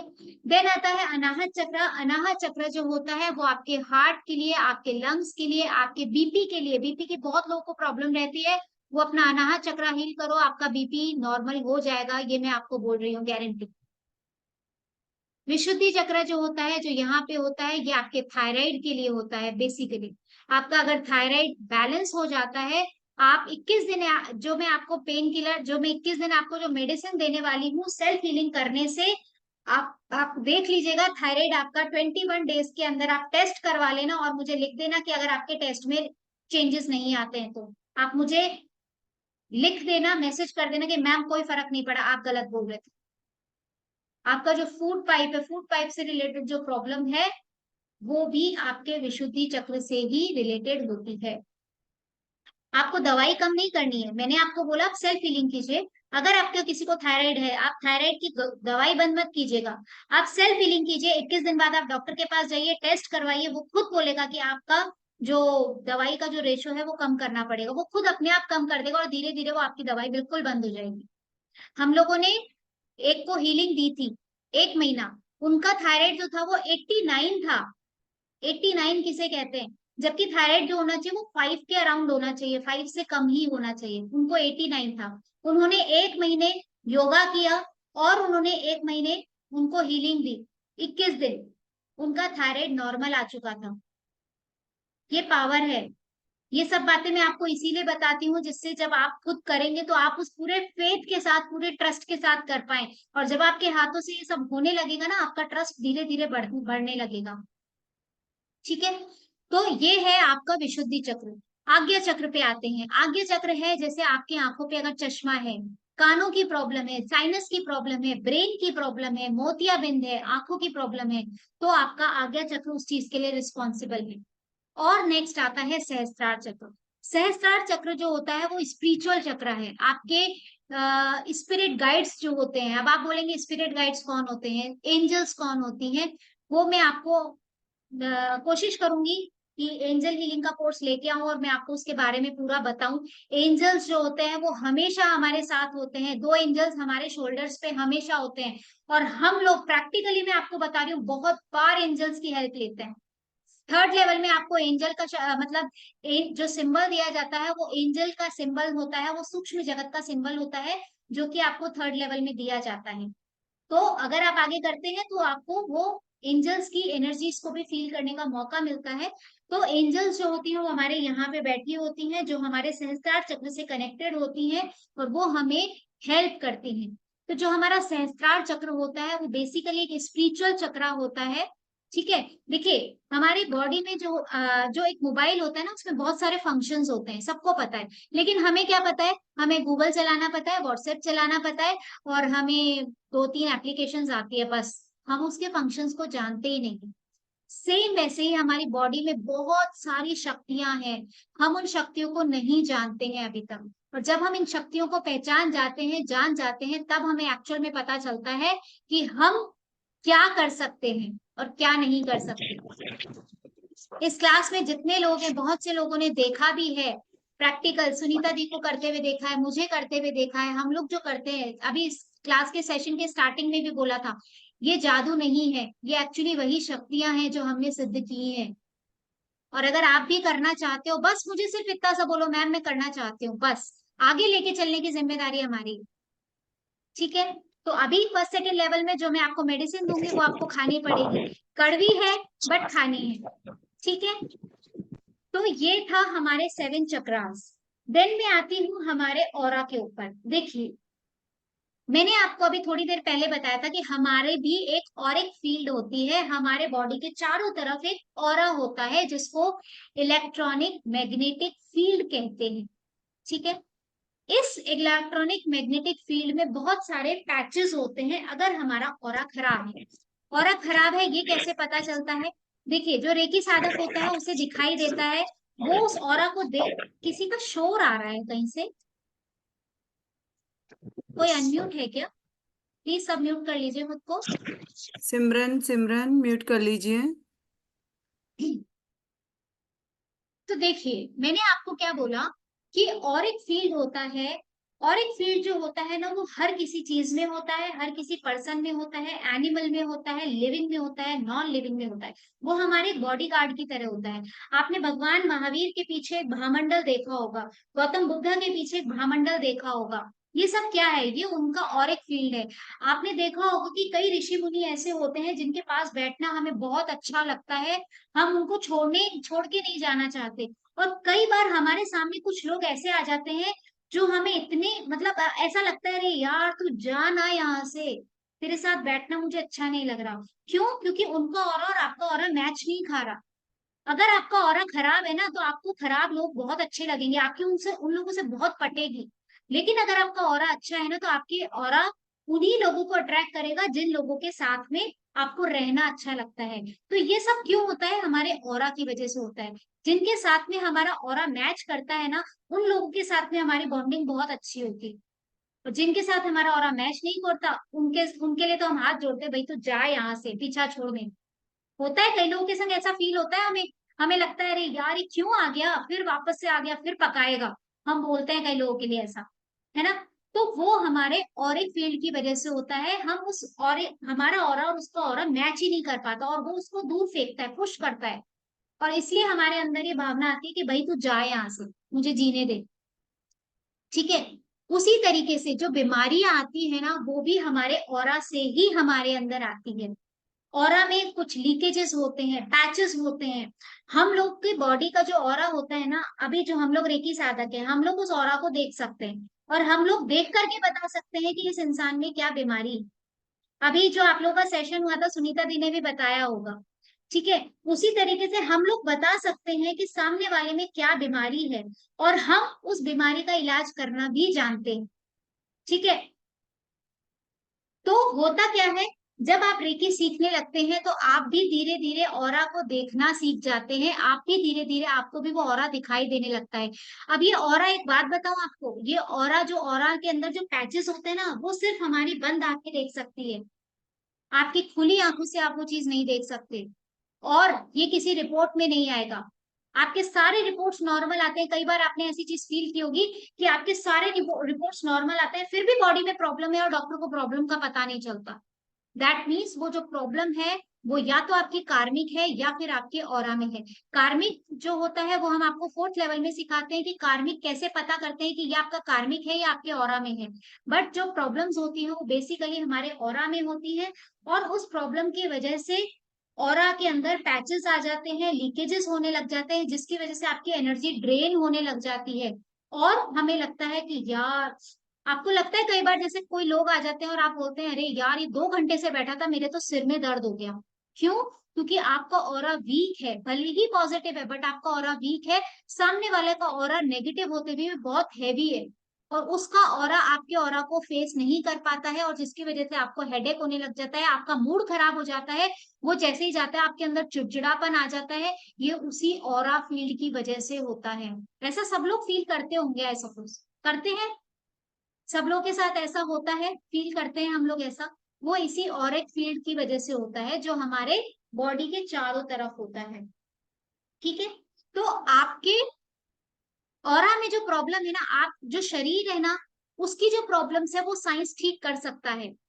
साइंस के पास आपके बॉडी के अंदर की प्रॉब्लम का इलाज है, बट आपके ऑरा की प्रॉब्लम का इलाज दुनिया में और कहीं नहीं है, सिर्फ और सिर्फ रेकी हीलर के पास में।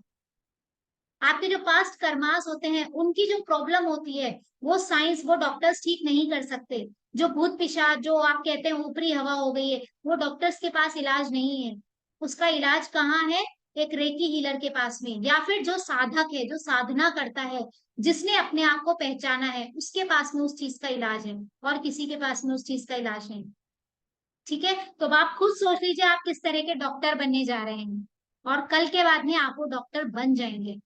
अगर आप इस रास्ते पर आगे तक चलते हैं, 5th लेवल तक चलते हैं, तो मैं गारंटी से कह रही हूँ, आप एक ऐसे डॉक्टर बन जाएंगे जो साइंस वाला एमबीबीएस डॉक्टर नहीं कर सकता, वो आप करेंगे, वो आप करने लग जाएंगे। ठीक है? तो ये होता है हमारा ऑरा। हम क्या करते हैं, जो रेकी हीलर होते हैं वो क्या करते हैं, ऑरा में से उस पैचेस को एक मुट्ठी में निकालते हैं, फूंक मारते हैं और वो बीमारी आपके गायब हो जाती है, जैसा कि मैंने आपको कल भी करके दिखाया। ठीक है, तो प्रॉब्लम क्या आती है, हमारे ऑरा में सबसे पहले प्रॉब्लम जो होती है वो हमारे ऑरा में आती है। देन वहां पे पैचेस बनते हैं और वो लीकेजेस बनते हैं, वो नेगेटिव एनर्जी हमारे चक्रों में जाती है, वहां पे उस ब्लड सर्कुलेशन कम होने लगता है उस चक्रों की वजह से, और हमें प्रॉब्लम आती है और हम नेगेटिव बोलना शुरू कर देते हैं, हम नेगेटिव हो जाते हैं, सिर दर्द होता है, बीमारियां हो जाती हैं। आपको ये साइंस समझ में आया कि हमारे बॉडी में प्रॉब्लम कहाँ से आती है। प्रॉब्लम दो तरीकों से आती है, मैंने अभी आपको बोला। प्रॉब्लम हमारी बॉडी हमारी बॉडी में तीन तरीके से प्रॉब्लम आती है, वो मैं अभी आपको जस्ट अभी बताती हूँ। ठीक है, देखिए होता क्या है, एक बड़ी पानी की टंकी है, अगर आप उसका ढक्कन निकाल देंगे तो उसमें कचरा गिरेगा। ठीक है, और ढक्कन अगर बंद कर देंगे तो उसमें कचरा गिरना बंद हो जाएगा। ये हमारे जो मैग्नेटिक फील्ड है हमारे चारों तरफ, वो भी बिल्कुल वैसे ही काम करती है। अगर आपकी एनर्जी, ये जो एनर्जी फील्ड है वो प्रॉपर है, ढक्कन लगा हुआ है, तो बीमारी आपके अंदर आएगी नहीं, पानी गंदा ही नहीं होगा। और अगर इस ढक्कन में छेद है तो धूप से वहां पे काई भी जमेगी, वहां पे कचरा भी जाएगा और वो पानी गंदा हो जाएगा। ठीक है, तो उसी तरीके से हमारी बॉडी में तीन तरीके से पहले मैं आपको बताती हूँ, हमारी बॉडी तीन तरह की होती है। एक होती है हमारी फिजिकल बॉडी जो आपको दिखाई दे रही है, दूसरी होती है हमारी आउटर बॉडी जो आपको दिखाई नहीं देती, जिसको हम ऑरा कहते हैं, और तीसरी होती है हमारी इनर बॉडी जिसको हम सूक्ष्म शरीर बोलते हैं। जब आप किसी भी चीज को माइक्रोस्कोप से देखेंगे और एंड तक जाएंगे तो वहां पे आपको एक एनर्जी मिलेगी। ठीक है, आप में से कई लोग उसे आत्मा बोल सकते हैं, मैं उसको एनर्जी बोलती हूँ, आत्मा बोलती हूँ, ऊर्जा बोलती हूँ। ठीक है, तो हमारी जो बॉडी है वो तीन लेयर्स से बनी हुई है। पहली बॉडी जो दिखाई नहीं देती है जिसको हम ऑरा कहते हैं, सेकंड बॉडी जो आपको दिखाई देती है जिसे हम फिजिकल बॉडी कहते हैं, और थर्ड बॉडी जो हमारी इनर बॉडी होती है जिसको हम आत्मा के नाम से जानते हैं, जिसको हम एनर्जी के नाम से जानते हैं। और जब आप रेकी सीख लेते हैं तो आप इन तीनों बॉडी के हीलर बन जाते हैं। जो डॉक्टर होता है, एमबीबीएस होता है, वो सिर्फ फिजिकल बॉडी ठीक करता है, लेकिन आप वो डॉक्टर बनते हैं जो आपके इनर बॉडी को, मतलब आपकी जो आत्मा में जो कर्म है, जो पास्ट लाइफ के जो कर्मास हैं, आप उनको हील कर सकते हैं पास्ट लाइफ में जाकर के। वो एक रेकी हीलर कर सकता है। आपकी जो आउटर बॉडी में जो पैचेस हैं वो उसे सिर्फ रेकी हीलर ही ठीक कर सकता है। और फिजिकल बॉडी तो आप ठीक करेंगे ही करेंगे, वो तो आप थर्ड लेवल में ही करने लग जाएंगे, वो तो इवन आप सेकंड लेवल से ही करने लग जाते हैं। फर्स्ट सेकंड लेवल के बाद में आप अपनी फिजिकल बॉडी और अपने ऑरा को तो आप अभी से ही ठीक करने लग जाएंगे। ठीक है, ऑरा में क्या होता है, ऑरा में जब मैं बोलती हूँ कि हमें ऑरा दिखाई देता है तो उसमें दो तरीके से हमें पता चलता है। पहला होता है ऑरा के अंदर कुछ पैचेस होते हैं या फिर ऑरा कहीं से कटा फटा होता है तो हमें पता चलता है कि इसको किस तरह की प्रॉब्लम है। दूसरा होता है वहां पे कलर्स होते हैं, ऑरा के जो कलर्स होते हैं वो दिखाई देते हैं। ब्लैक कलर है दैट मीन्स वो पर्सन अलग तरह का है, रेड कलर है दैट मीन्स इस पर्सन में बहुत गुस्सा है, व्हाइट कलर है दैट मीन्स ये पर्सन बहुत शांत है। उस तरीके से हम सामने वाले का बिहेवियर, सामने वाले का सब कुछ पता कर सकते हैं। ठीक है, तो ये ऑरा होता है। ऑरा करता क्या है बेसिकली, वो हमारा एक गार्ड है जो हमें नेगेटिव एनर्जी से प्रोटेक्ट करके रखता है और हमें डिजीजेस से, हमारे बैड इमोशंस से हमें प्रोटेक्ट करके रखता है। ऑरा को हम देखते कैसे हैं, एक तो अपनी आंखों से देखते हैं, जब आप रेकी में साधना से जुड़ जाते हैं तो आपको आंखों से ऑरा दिखाई देने लगता है। कॉपर रॉड आती है जिसको हम इस तरीके से रखते हैं तो उससे हमें ऑरा का पता चलता है कि इसका ऑरा कैसा है। एक क्रिलियन फोटोग्राफी करके एक चीज होती है जिससे हमें ऑरा का पता चलता है, सबका ऑरा। पानी का भी इवन आप ऑरा देख सकते हैं, पानी का भी ऑरा होता है। इसीलिए बोला जाता है कि भोजन का धन्यवाद करके खाओ, पानी को धन्यवाद करके पियो। और हमने सुना भी है कि जैसा खावे अन्न वैसा होवे मन, वो भी इसी वजह से होता है क्योंकि उस पानी का भी ऑरा होता है। और ऑरा गंदा कैसे होता है और सही कैसे होता है वो मैं आपको कल बताऊंगी, आज के सेशन में वो नहीं बता पाऊंगी। आज हम सिर्फ इस ऑरा को समझते हैं कि ऑरा एक्चुअल में क्या होता है। ठीक है, आप किसी को बहुत अच्छे से बोलोगे, बहुत अच्छा बोलोगे तो आपको उसके संग बॉन्डिंग फील होती है, वाह यार ये बहुत अच्छा है। ठीक है, आपको उसके संग रहना अच्छा लगता है, आप खुश होते हो, तो दैट मीन्स वो आपकी अगर बढ़ाई कर रहा है, आपकी एनर्जी उसकी एनर्जी से मैच कर रही है और आपको लगता है हमारी उससे बॉन्डिंग बन रही है और आपको उसके साथ में रहना अच्छा लगता है।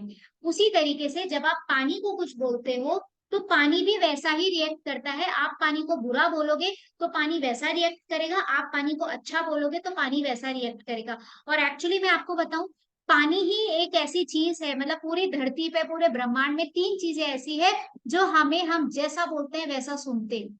उसमें पहला है पानी, दूसरा है नमक और तीसरा है क्रिस्टल।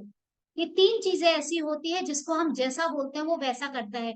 इसीलिए बोला जाता है जैसा खावे अन्न वैसा होवे मन, क्योंकि खाना बनाने वाले के भाव जैसे होते हैं वो एनर्जी उस खाने में जाती है और पूरे घर का एनवायरनमेंट वैसा ही हो जाता है। इसीलिए कहा जाता है कि आप खाना बनाते समय स्पेशली ध्यान रखें कि आपका मन खराब ना हो। आप अच्छे मन के साथ, अच्छी अफर्मेशंस के साथ में खाना बनाए, भोजन बनाए। ठीक है। और एक आपने साइंटिस्ट के बारे में भी सुना होगा, निकोला टेस्ला के बारे में आपने नाम सुना होगा उनका। उन्होंने भी ये कहा है कि if you find the secret of the universe, अगर आप यूनिवर्स का सीक्रेट पाना चाहते हैं, then think in terms of that energy, frequency and vibrations. आप उसके तरीके से सोचिए, उसके तरीके से, उस एनर्जी के तरीके से सोचिए कि मैं जिस तरह की एनर्जी इस पानी को दूंगी या मैं जिस तरह की एनर्जी इस पर्सन को दूंगी, वो उस तरह की एनर्जी क्रिएट करेगी। सॉरी, वो उस तरह की फ्रीक्वेंसी क्रिएट करेगी, उसी तरह की वाइब्रेशंस क्रिएट करेगी। और जब उस तरह की एनर्जी वाइब्रेशंस क्रिएट होती है तो हमारे आसपास इर्द गिर्द जो लोग होते हैं वो उसी एनर्जी, उसी ऑरा में आते हैं और वो वैसा ही बिहेव करने लग जाते हैं। ठीक है। तो कल मैं आपको एक और कॉन्सेप्ट सिखाऊंगी व्हाइट बॉल और ब्लैक बॉल का। उसमें भी यही होता है, अगर हम किसी की तरफ व्हाइट बॉल फेंकते हैं तो वो हमें व्हाइट बॉल ही देगा बदले में। अगर हम किसी को ब्लैक बॉल फेंकते हैं तो वो हमें ब्लैक बॉल देगा। अगर मैंने पानी को व्हाइट बॉल फेंकी तो वो मेरे आसपास के लोगों को वही एनर्जी देगा जो जो मैं एनर्जी दे रही हूँ। मतलब अगर मैं व्हाइट बॉल की एनर्जी दे रही हूँ, अगर मैं पॉजिटिव एनर्जी दे रही हूँ, तो वो भी मुझे पॉजिटिव एनर्जी ही देगा। और अगर मैं नेगेटिव एनर्जी दे रही हूँ, मतलब ब्लैक बॉल किसी की तरफ फेंक रही हूँ, तो वो भी मुझे ब्लैक बॉल ही देगा। तो हमें आगे से हमेशा ध्यान रखना है कि मैं किसी को व्हाइट बॉल फेंक रही हूँ या ब्लैक बॉल फेंक रही हूँ। अगर आप व्हाइट बॉल पाना चाहते हैं तो आप व्हाइट बॉल फेंकिए, अगर आप ब्लैक बॉल फेंकना पाना चाहते हैं तो आप ब्लैक बॉल फेंकिए। It's totally up to you, आपकी ये चॉइस है। ठीक है। तो आप जब ऐसा फील करते हैं कि कोई लोग आपसे मिल रहे हैं और आपको नेगेटिव फील हो रहा है, दैट मीन्स वो आपकी तरफ नेगेटिव वाइब्रेशंस फेंक रहे हैं, वो आपकी तरफ नेगेटिव बॉल्स फेंक रहे हैं, ब्लैक बॉल्स फेंक रहे हैं। इसीलिए आपको अच्छा नहीं लगता उनके संग बैठना और आप सोचते हो अरे तू जा यार यहाँ से। और उसका कारण यही होता है। ठीक है। अभी टाइम हो गया है। हमारा ऑरा कैसे खराब होता है, ऑरा अच्छा कैसे होता है, कल हम इस बारे में जानेंगे। ये बहुत छोटा सा टॉपिक रह गया है जो आज हम पूरा नहीं कर पाए। कल हम सीखेंगे, कल मैं आपको 2 पावरफुल सिंबल देने वाली हूँ। वो पावरफुल सिंबल इतने पावरफुल हैं, आप जहां पे भी ड्रॉ करेंगे और उसके रिजल्ट्स आपको इमीडिएटली दिखेंगे। उस सिंबल्स के बारे में भी मैं कल आपको बात करने वाली हूँ, वो सिंबल्स मैं आपको दूंगी। और कल हम शक्तिपात, कल हमारा शक्तिपात की जो विधि है, कल वो भी शक्तिपात की विधि दी जाएगी। शक्तिपात के बारे में भी मैं आपको कल बताऊंगी कि शक्तिपात क्या होता है और वो कैसे काम करता है। ठीक है। तो कल हम इन 3 चीजों के बारे में बात करेंगे। कल की क्लास प्लीज कोई भी मिस मत करना, कल की क्लास बहुत इंपॉर्टेंट है। ठीक है। कल की क्लास में आपको शक्तिपात की वैल्यू पता चलेगी, आपको वो सिंबल्स मिलेंगे जो सिंबल्स आपको याद रखने हैं, और वो सिंबल्स आपको कहाँ कहाँ कैसे कैसे यूज करने हैं वो आपको कल की क्लास में जानने को मिलेगा। दूसरा, आपको ऑरा, मैंने आपको बोला बीमारी जो आती है वो सबसे पहले आपके ऑरा में आती है, अब उससे बचना कैसे है वो मैं आपको कल सिखाऊंगी। हीलिंग कैसे करनी है वो भी मैं आपको कल बताऊंगी। ठीक है। जो मैंने आपको बोला आपको सिर्फ हाथ रखना है, हीलिंग करनी है वो कैसे करनी है वो भी मैं आपको कल बताऊं। ठीक है। तो आपको कल का सेशन बिल्कुल भी मिस नहीं करना है। आपको आज के सेशन में कोई कंफ्यूजन है आप उसको देख लेना, आपको कोई नोट्स बनाने हैं आप नोट्स बना लेना। वैसे मेरी कोशिश ये रहती है कि मैं एक चीज को 2-3 बार बोलूं जिससे वो आपके दिमाग में बैठ जाए, आपको वापस से सेशन देखना ही ना पड़े। मेरी कोशिश यही रहती है। बट फिर भी अगर आपको लगता है, आप उसको सुनना, आपके आज तक के कॉन्सेप्ट्स क्लियर होने चाहिए जिससे कि हम कल की क्लास को फ्रूटफुली सीख सके और उसको ले सके। ठीक है। अभी किसी को कोई कंफ्यूजन है तो आप मुझसे पूछ सकते हैं, आपका कोई सवाल है तो आप मुझसे पूछ सकते हैं। किसी को कोई ठीक भाभी, सवाल है आप हैंड रेज कर सकते हैं। हाँ जी। आज की क्लास की जो रिकॉर्डिंग है वो कब तक अपलोड कर देंगे? भैया मोस्ट प्रोबेबली मैं कल सुबह दे दूंगी। अच्छा, ठीक है ना, उसके बाद क्लास में। ठीक थैंक है, यू। वेलकम। आप कोई कुछ पूछना चाहते हैं तो प्लीज पूछिए, 2 मिनट का टाइम देती हूँ मैं। मैडम आपने बोला 5 लेवल्स होते हैं रेकी में, एम ऑडिबल? तो यस ये यस। टोटल कितना टाइम लगता है सीखने के लिए? 5 लेवल्स अगर कोई देखिए, इंसान मैं अगर आपको चाहूँ तो 1 महीने में मैं सिखा सकती हूँ। अगर आप कहीं और सीखेंगे ना, आपको पीडीएफ के बेस पे 1 महीने के अंदर वो 5 लेवल करवा देंगे। लेकिन हम लोग क्या चाहते हैं, मैंने आपको कल भी बताया था, हम लोग सर्टिफिकेट वाला रेकी साधक नहीं बनाते, हम अंदर का साधक बनाते हैं। उसके लिए आपकी साधना जरूरी है। मैंने आपको बोला कि मैं आपको साथ लेके चलूंगी, लेकिन मैं आपको तब साथ लेके चलूंगी जब आप वो साधना से जुड़ेंगे। अगर आपको कोर्स करना है ना, अगर आपको रेकी हीलर का सर्टिफिकेट चाहिए, कोर्स चाहिए, तो मैं आपको बोल रही हूँ, आप पैसा फेंको। आपको बहुत लोग हैं जो सिखाने के लिए तैयार है, और वो आप बोलेंगे ना उनको कि मैंने अभी 10 दिन पहले फर्स्ट लेवल किया है, मुझे थर्ड लेवल सीखना है, वो आपको सिखा देंगे। उनको सिर्फ फीस से मतलब है। हम लोग ऐसा नहीं करते। हम लोग क्या करते हैं, अभी मैंने आपको बोला आप फर्स्ट और सेकंड लेवल, कल आपका शक्तिपात होगा, उसके बाद में आपको कुछ एक मेडिसिन दूंगी, वो मेडिसिन भी मैं आपको कल ही बताऊंगी। थोड़ी सी कड़वी है बट लेनी जरूरी है, वो आपको कंपलसरी है लेनी। जो लोग आगे बढ़ना चाहते हैं उनके लिए तो एटलीस्ट कंपलसरी है। मैंने बोला था ना, बहुत सारे पत्थर होते हैं, उनमें से कुछ ही पत्थर होते हैं जिनकी मूर्ति बनती है, कुछ ही कागज होते हैं जिनके ऊपर समय सार लिखा जाता है, गीता लिखी जाती है। तो वो हम पे डिपेंड करता है कि हमें वो पत्थर, हम उस छेनी हथौड़े के वार को सह पाते हैं या नहीं। हम उस छेनी से टूट जाते हैं तो वो मूर्ति कभी नहीं बन पाती, और अगर हम उस छेनी की मार को सहन कर लेते हैं तो वो मूर्ति बनती है और पूजनीय भी होती है। तो बस वो आपको उस पत्थर की मार से 21 दिन खुद को बचा के रखना है। अगर आपने उस मेडिसिन को ले लिया तो 21 दिन के बाद में आप थर्ड लेवल के लिए एलिजिबल हो जाते हैं। थर्ड लेवल के लिए आपका मटका जो है वो पूरी तरीके से पक जाता है। अगर आपका मिट्टी का घड़ा कच्चा होगा तो आप थर्ड लेवल में जाने का कोई भी फायदा नहीं है। आप फीस दे देंगे, मैं फिर भी नहीं सिखाऊंगी। श्वेता, एक बार शक्तिपात के लिए देखिए बता दो, शक्तिपात, ड्रेस के लिए। हाँ, शक्तिपात के लिए कल आप लोगों को लाइट कलर के कपड़े पहन के बैठना है। ठीक है, टाइट नहीं होने चाहिए और लाइट होने चाहिए कपड़े। ठीक है, ये 2 चीजों का आप ध्यान रखिए। दूसरी बात, कल आपको 7 बजे तक भोजन ग्रहण कर लेना है। 7 बजे के बाद में कोई भी भोजन ग्रहण नहीं करेगा। ठीक है, और 7 बजे तक भी आप जो भोजन ग्रहण करेंगे वो भोजन आपका बहुत लाइट होना चाहिए। ये नहीं भर लिया, नहीं, वो आपके पेट में ही रहेगा। ठीक है, कोशिश कीजिए खाना भोजन जो आप करते हैं वो 7 बजे से पहले कर ले और लाइट फूड लें। ठीक है, आपको सिर्फ कल 3 चीजों का ध्यान रखना है, बाकी की जो रूल्स एंड रेगुलेशंस है वो मैं आपको कल बता दूंगी क्लास में। अभी हाल फिलहाल आपको ये ध्यान रखना है, आपको कल लाइट कलर के कपड़े पहनने हैं, कपड़े टाइट नहीं होने चाहिए बिल्कुल भी, और आपका भोजन आप 7 बजे से पहले पहले कर लें। ठीक है, बाकी आई होप दीप्ति जी मैं आपका क्वेश्चन सॉल्व कर पाई होंगी। यस मैडम, थैंक जल्दी यू मत सो कीजिए, सीढ़ियों पे धीरे धीरे चलिए, तो हम ऊपर बिना थके पहुंच जाएंगे। और अगर जल्दी जल्दी भागने की कोशिश करेंगे तो हम आधी सीढ़ियों में थक जाएंगे और हिम्मत हार देंगे और वापस नीचे आ जाएंगे, बोले मेरे मच। बस की नहीं है इतना ऊपर चढ़ना। बिल्कुल सही बात। ठीक है, चलिए आज की क्लास को ओवर करते हैं। किसी को भी क्वेश्चन है आप अभी पूछ सकते हैं, नहीं तो आप ग्रुप में भी डाल सकते हैं, ग्रुप में पूछ लीजिएगा। ठीक है, चलिए सभी लोग हाथ थैंक यू, जोड़ेंगे, जय जगन्नाथ। एक बार ओम, 3 बार शांति। लंबी गहरी सांस लें, आंखें कोमलता से बंद, कमर बिल्कुल सीधी। ओम